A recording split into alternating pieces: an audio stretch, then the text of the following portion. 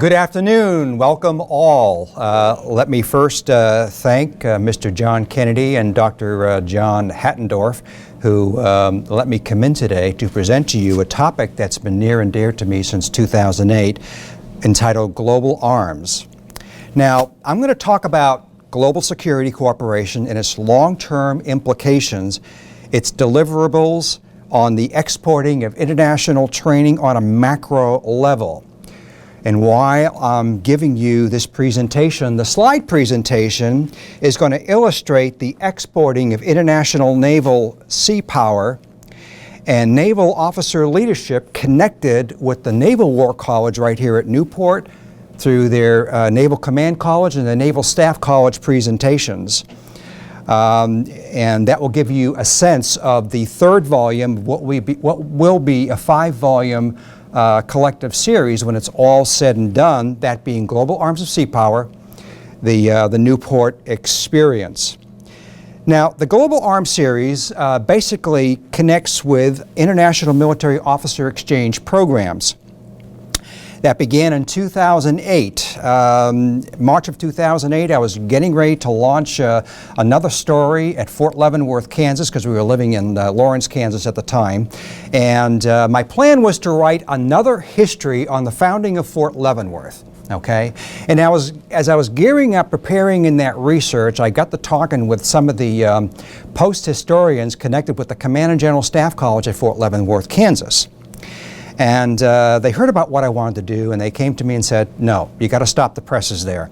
Enough has been written on the founding of Fort Leavenworth. Somebody needs to step in and write on the international officer programs that go on at the Command and General Staff College from a personal perspective, from a one-on-one interview format, from an outside perspective. So I said, sure, I'll give it my best shot. I'm not germane to the international programs, well, I'm a lot more germane today than I was in 2008, but I said that I would give it a shot. So my first book, Global Arms of Collegiality, captured interviews from international officers attending the Fort Leavenworth program. Volume 1 published in 2010 with a second edition published in 2013 in Jakarta, Indonesia. The reason that second edition came out was because one of the interviewees in the book was former President Susilo Bambang Yudhoyono, or coined SBY, of Indonesia. He was in the CGSE class of 1991. He invited me to Jakarta to present, to interview with him personally, one-on-one. That got twisted about at the time because this was August of 2009. We had the 2 hotel bombings that took place in Jakarta. So he wanted me to visit him in his home for an entire day to do a one-on-one interview with him. But I still got to interview him at the airport on the way out of Jakarta. So the second volume in the 5-part series is Global Arms of Strategic Balance, and this speaks to the international senior alumni fellows who attend the National Defense University out of Washington, D.C. at Fort McNair, and as well as the Army War College at Carlisle Barracks. The third volume, Global Arms of Sea Power, the Newport Connection, speaks directly to the international programs here at the Naval War College.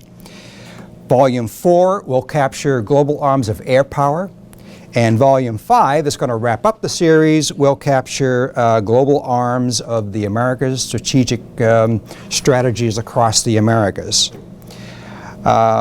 So, the Global Arms book series comprised 3 parts. 1 part, institution history. The second part, faculty and leadership perspectives. And the third part is a collection or a hodgepodge of international officer alumni oral histories and personal accounts via a battery of questions that I ask them. Because I go around the world and I track down alumni who've attended one of our staff and war colleges. And I arrange an interview with them. So I will ask them a series of cues relating to what experience did you take out of your class seminars? What are your thoughts on American culture? How you might plan on exporting your lessons learned at this particular staff and war college, and a host of other things as well. So So with that, I'm happy to announce that thus far I have 90 international military officers interviewed in the Global Arms Series in the first 3 volumes thus far. And I'm also happy to report that not one of these officers has asked me to withdraw their story. And that's very important, you know. And for the most part, these interviews are conducted without the politics involved, and that's also very important, because you don't get the glossed over thought processes in their interviews. You get what they really, really think about what's going on in their country, what they, how they perceive the United States, and what's going on around the world. Now, I want to put a quote from Richard M. Nixon in your head while I proceed. Richard Nixon was invited to the White House just 6 months before he passed, actually.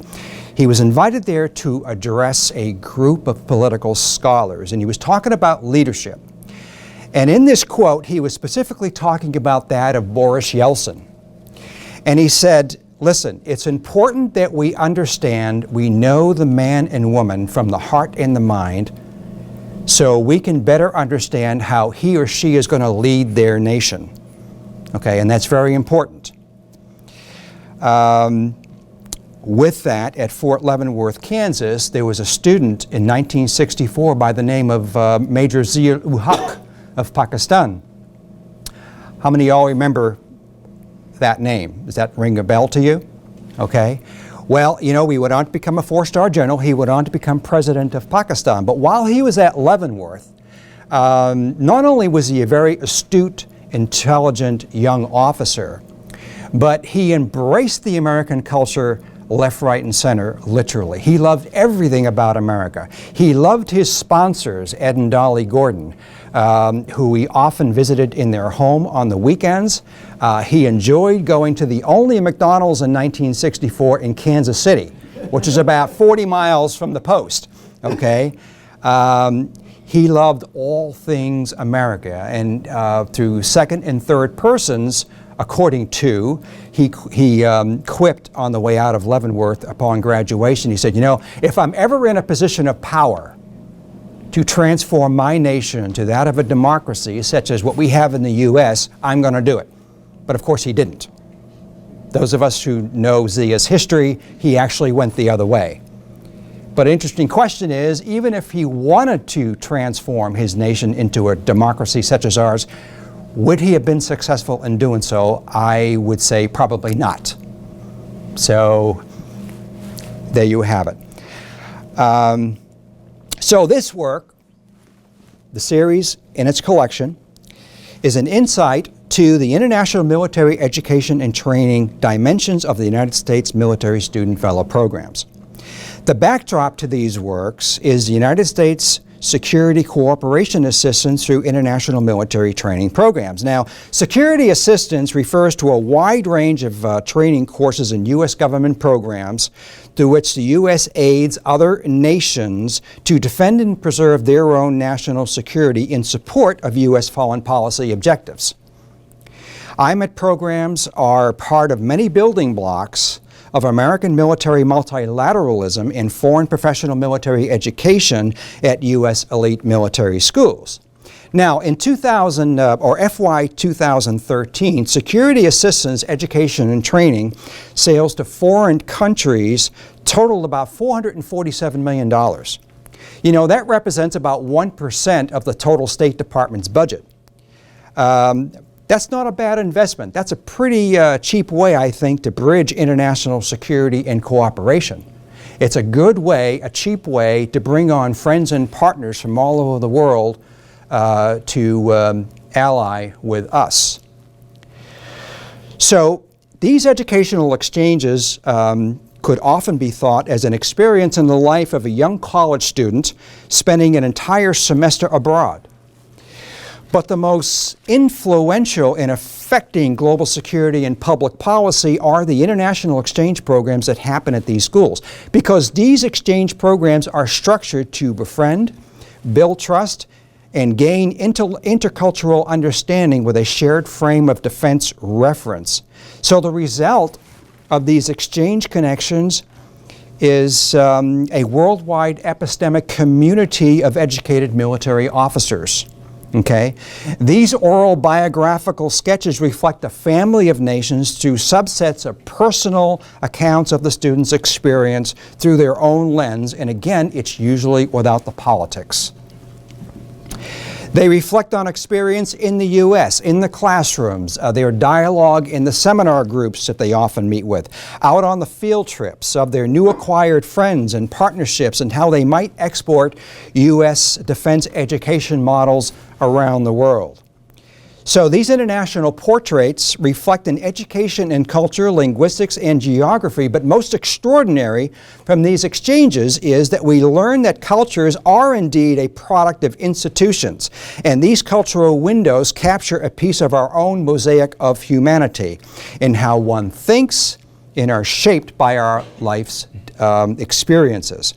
They literally bring in the old and the new world with them, with all its good and bad. But in spite of their differences, they all lead to the same global commonalities of which we all rely globally: global security and the right to navigate one's own destiny. International officer participation at U.S. elite military schools is pinnacle to global defense understanding, and also important for a conduit in influencing the art of soft and smart power around the world with other means of diplomacy in lieu of aggressive hard power. And the statistics that come out of these schools are quite impressive in their own right. Currently, over 14,600 former and current heads of state, several hundred ministers, ambassadors, and representatives, and several hundred chiefs of staffs of their own armed forces or of a humanitarian United Nations service have come out of these programs.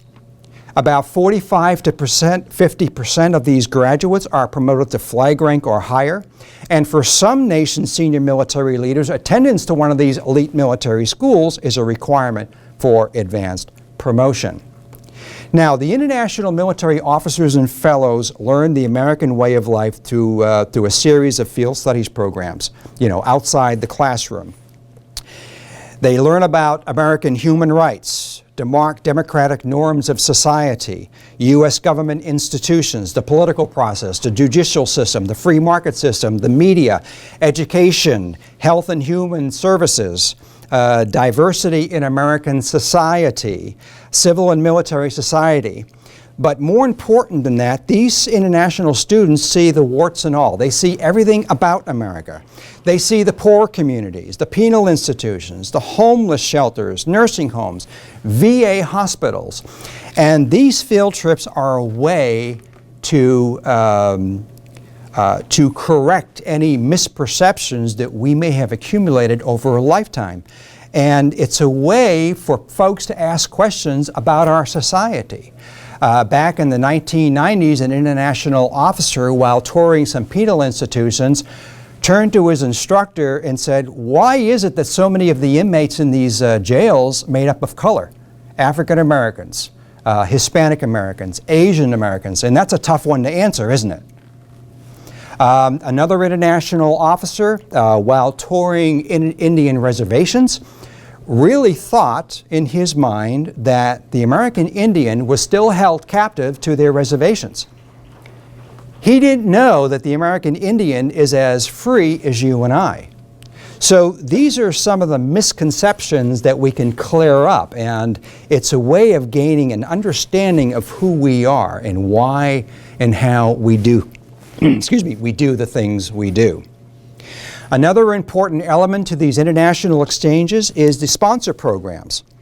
Very essential. Military and civilian sponsors provide the professional and social cover for these students to make them feel at home while away from home.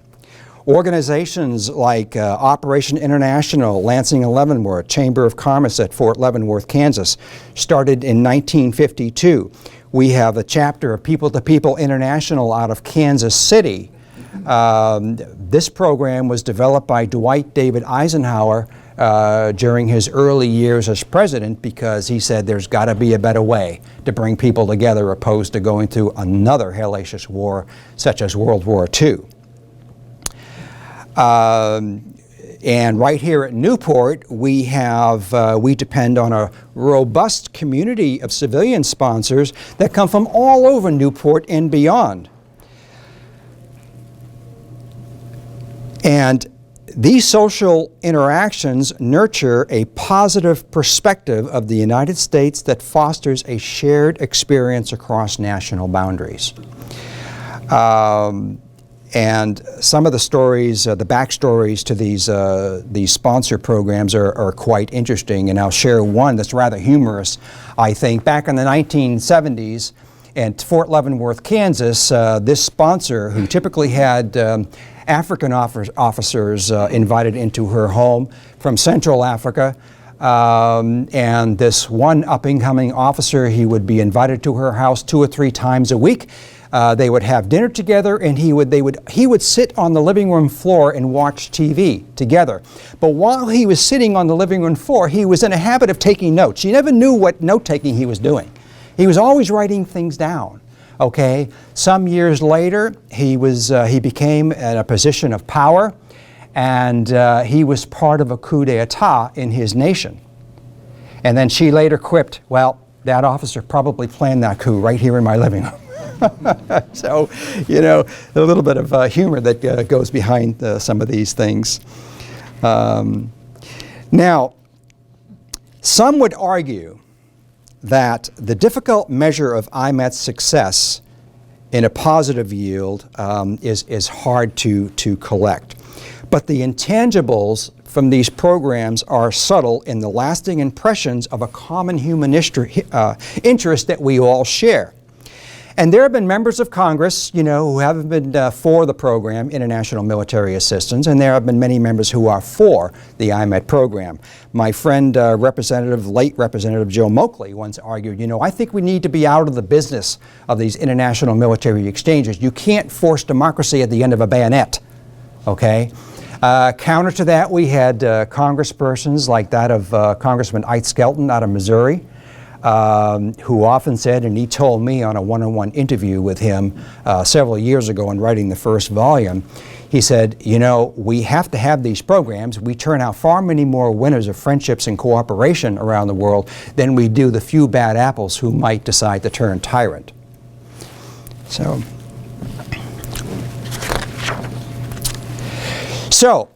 how can we not put a positive yield to these international exchange programs when you have former combatants from Egypt and Israel sharing the same class at Fort Leavenworth in the 1970s, and just a few years before they were warring against each other? The first 6 months they sat across each other in their seminars. They wouldn't even so much look at one another until the instructor got so fed up one day he said, look, I want Officer A from Israel and Officer B from Egypt to get up and explain their wartime strategies together, and they did. And that night they were seen having a drink together. They became the best of friends. Their families became the best of friends. When they advanced the flag rank grade, they sat down at the same table and negotiated peace together. Okay, they resolved some of their nation's differences together. Or when officers from France and Rwanda come together in the class of 1991 at Fort Leavenworth, Major Eric Stabenvat at the time from France and Major Paul Kagame, who is president today of Rwanda, they were classmates in 91. They became good friends. Fast forward in 1994, then Lieutenant Colonel Eric Stabenvat is tasked to lead a United Nations peacekeeping force in and around Rwanda, and he was tasked with ensuring the safe haven of thousands and thousands of refugees fleeing the war-torn country. At the same time, he was faced with Paul Kagame's troops shooting at him. Okay? Now, who's he going to call? He's going to give Paul a call and say, listen, I need you to get your troops out of my way so I can get these refugees to a safe haven. Had he not known Paul Kagame on a personal level, would that have happened as easy? Probably not. Or when two classmates right here from the Naval Command College in the class of 2008, Captain Carl Gillis of Belgium and Lieutenant Colonel Lufti al-Barate from Yemen meet in the Gulf of Aden to work together to repatriate the surviving undocumented crew of a capsized fishing vessel. Okay, and I do need to mention, and I failed to mention this to you early on, my slide presentation is going to hone in on the third volume, Global Arms of Sea Power, the Newport Connection, in its own right and how it affects the Naval War College. So as I'm speaking, you see the slide presentation, and you should be able to butt the two together. Now, it's important that I now mention, that said, I need to enter two extraordinary naval officers in the mid-20th century. The first starting with Admiral R.L.I. Burke, who actuated the Naval Command College in 1955. Admiral Burke contemplated future plans to bring former enemies together on a co-equal terms for a greater understanding. He made this happen in 1955 so that world navies could collaborate and learn more on the commonality and value of the oceans. He understood the strategic dividends to international naval cooperation with links to Newport's NCC course. In 1949, he met with British Lord Mountbatten to share with him his idea, and Lord Mountbatten looked at him and said, "Jolly idea, R.L.I. Sign me up for 3 or 4 slots." And then R.L.I. looked at him and said, "Not so fast, sir. One family at a time. One per class." And then he later encountered former Japanese and German enemies and approached them with the same idea, and they were just flabbergasted. "You mean you're going to invite me to Newport to take part in a joint venture such as a place like Newport when we were just fighting amongst each other just a few years earlier?" And he said, "That's exactly right. That's exactly what I want you to do." Okay? So his idea was to create a program so that international naval officers and their families could spend an entire year together to learn who we are as a team. The second gentleman I want to introduce to you is Admiral Richard Colbert, who introduced a broader international vision to internationalism. He was called Mr. International, actually, Mr. International Navy. So as the president of the Navy War College in 1971, he actually penned the Naval Staff College program, a program for the lower ranking officers to learn administration and things like that. He was responsible for initiating the International Seapower Symposium and bridging allied navies in a cohesive partnership across oceans. He was the pioneer in integrating international naval thought and collaboration. And you notice up here in the slide presentation the International Naval Seapower Symposium that happens here at Newport every other year. We have another former student officer, Admiral Jan Dornqvist from Sweden. As of today, I believe he is still Chief of Naval Forces in Sweden, class of 2005. In 2006 and 2007, he organized a joint steering group with NCC classmates from the Baltic nations to improve the region's joint naval littoral operations for detecting, disposing of undersea ordnance from World Wars I and II still lingering out in the Baltics and the North Sea.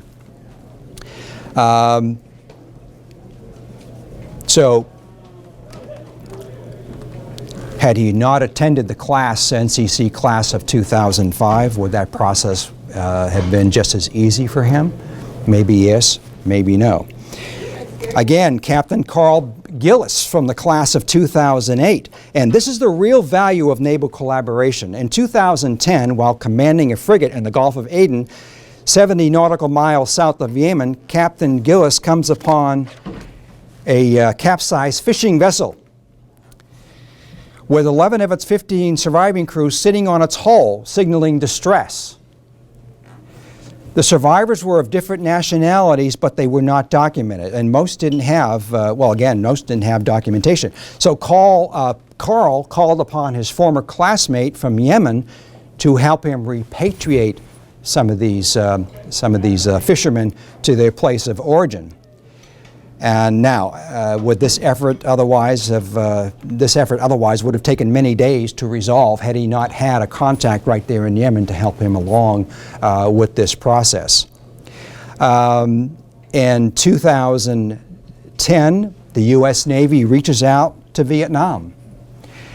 And actually in 2009, reached out to the Vietnamese People's Army leadership to re-engage military cooperation between the United States and the Vietnamese military, the first time since 1975.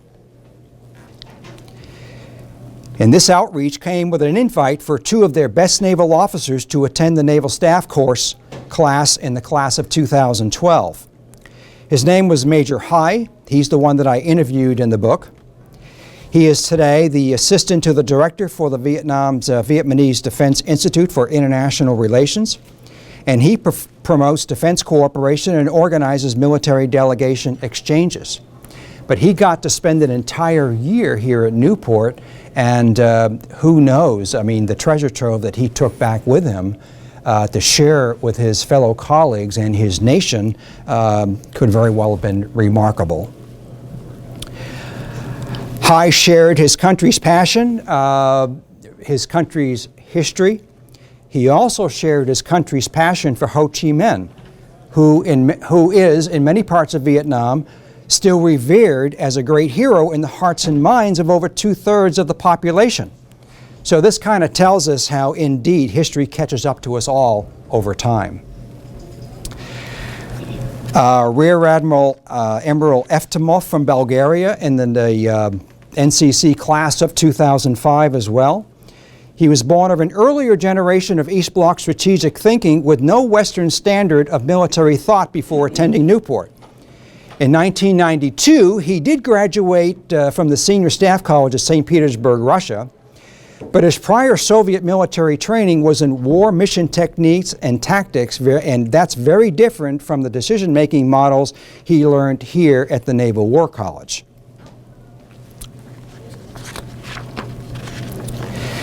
So, let me go through now with some of the post-global transformations that take place from all of these staff in War College. International officers graduate with a wider perspective of global military capabilities, and they better understand the world and its cultural differences. We learn new dimensions on how to think versus what to think in a joint military strategic and operational design, resulting in a more cohesive interoperability. These officers gain a vast network of collegiality for consulting and partnering as a global team for many years after graduation. U.S. military institutions expand on a wider arm of networking with the international alumni with a broader sense of awareness from a human and cultural perspective. We come to better understand nations, its people who are different from us, and appreciate the long-term strategic value in international security cooperation. So, it goes without saying that the United States is really the butter of internationalism. That this nation has a global responsibility, albeit deliberate or by default, or as some may point out, it's what we get for being an indispensable, dependent upon superpower. There's no one else around the world that can do what we do. NATO can't do it. NATO doesn't want to do it, quite frankly. Okay, we're the only ones with the assets. We're the ones with the allies. I'll tell you, Russia and China would love both to have the number of allies and partnerships we have around the world as we do, but they don't. We've got the allies. So this IMET policy to admit foreign military officers to the U.S. military institution is not only a means to enhance our own national security, but also a means of creating links of defense cooperation around the world. This cooperation helps to build new and sustain old relationships that can influence a softer and smarter approach in a globalized, complex world. But with all of IMET's good intention and spent treasure, there are still no guarantees. Okay, at least not in the short term. The risks are there, but the rewards for a more secure world are many. So may these international exchange programs long reign in the future. With that, I'll open it up to questions, if anybody